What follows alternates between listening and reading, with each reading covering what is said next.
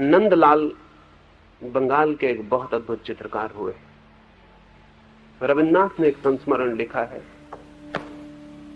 नंद बाबू के संबंध में कि जब नंदलाल बड़े चित्रकार नहीं थे, सिर्फ विद्यार्थी थे और अवनींद्रनाथ ठाकुर के पास पढ़ते। अवनींद्रनाथ एक दूसरे बड़े चित्रकार थे, अवनींद्रनाथ के पास पढ़ते थे। एक दिन रविन्द्रनाथ अवनींद्रनाथ के पास बैठे, नंदलाल कृष्ण की एक तस्वीर बना के लाए। रविन्द्रनाथ ने लिखा है कि मैंने अपने जीवन में कृष्ण की इतनी सुंदर तस्वीर नहीं देखी। बड़े से बड़े चित्रकारों ने बनाई है, लेकिन नंदलाल ने जो बनाई थी उस बात ही कुछ और। मैं तो एकदम विमुग्ध हो गया। मेरे मन में ख्याल उठा कि अवनींद्रनाथ कितने प्रसन्न होंगे, उनके विद्यार्थी ने कैसी अद्भुत तस्वीर बनाई।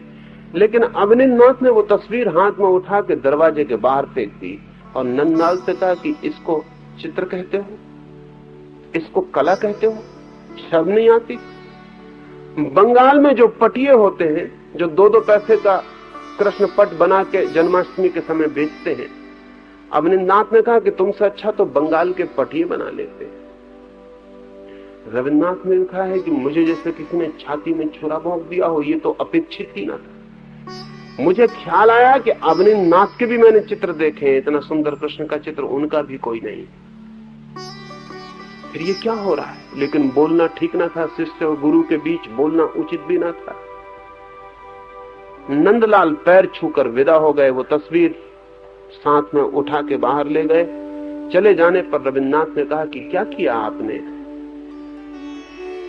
देखा, मन था कि अवनींद्रनाथ से लड़ेंगे, जूझ पड़ेंगे, लेकिन जूझने की हिम्मत टूट गई। आंख उठा कर देखा तो देखा अवनींद्रनाथ की आंखों से आंसुओं की धारा बह। और मुश्किल में पड़ गए, कहा कि आप रो रहे हैं, बात क्या है? अवनींद्रनाथ ने कहा कि बड़ा कष्ट होता है, इतना सुंदर चित्र मैं भी बना नहीं सकता। तो रविन्द्रनाथ ने कहा यही मैं सोचता था, फिर फेंका क्यों है? तो अवनींद्रनाथ ने कहा कि बिना मूल्य के कुछ भी मिल जाए तो रिकॉग्निशन, तो प्रतिभिज्ञा नहीं होती, उसे थोड़ा कष्ट देना ही पड़ेगा।